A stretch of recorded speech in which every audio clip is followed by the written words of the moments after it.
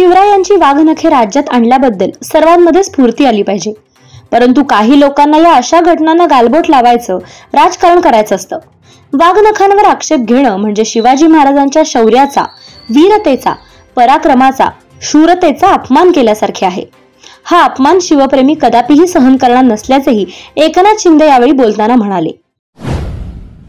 मराठा आंदोलक मनोज जरांगे पाटील यांनी राज्यातील सर्वच्या सर्व 288 विधानसभा मतदारसंघात निवडणूक लढवायला हवी असा सल्ला वंचित बहुजन आघाडीचे नेते प्रकाश आंबेडकर यांनी दिला आहे. राज्यातील 288 जागांवर निवडणूक लढवायची की तेथील उमेदवार पाडायचे याचा निर्णय घेणार असल्याचे मनोज जरांगे पाटील यांनी म्हटले होते. यावर त्यांना निवडणूक लढवण्याचा सल्ला आंबेडकर यांनी दिला आहे. ते नांदेडमध्ये पत्रकारांशी बोलत होते. महाराष्ट्रात केंद्र सरकारपेक्षा राज्य सरकारच्या कामकाजावर जनता जास्त नाराज आहे. त्यामुळे राज्यात आम्हाला जास्त जागा मिळतील अशी अपेक्षा आहे. राज्यात मवियाच्या 170हून अधिक जागा निवडून येतील असा दावा शरद पवार गटाचे प्रदेशाध्यक्ष जयंत पाटील यांनी सोलापुरात बोलताना व्यक्त केला आहे.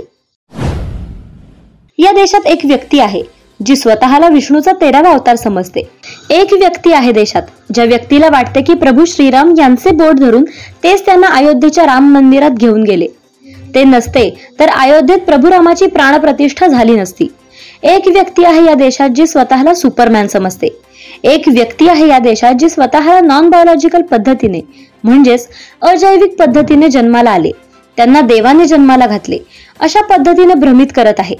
असा टोला राऊतांनी पंतप्रधान नरेंद्र मोदी यांचे नाव न घेता लगावला आहे. सरकारने वाघनखे खरी आहेत की खोटी याबाबतचा खुलासा साताऱ्यातील उद्घाटनाच्या कार्यक्रमात करावा अशी मागणी राष्ट्रवादीच्या शरद पवार गटाच्या खासदार सुप्रिया सुळे यांनी केली आहे.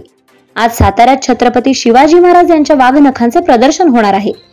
मात्र इतिहासकार इंद्रजित सावंत यांनी लंडनहून येणारी वाघनखे खरे नसल्याचा दावा केला आहे. यावरूनच प्रसार माध्यमांशी बोलताना सुप्रिया सुळे यांनी हे भाष्य केले आहे.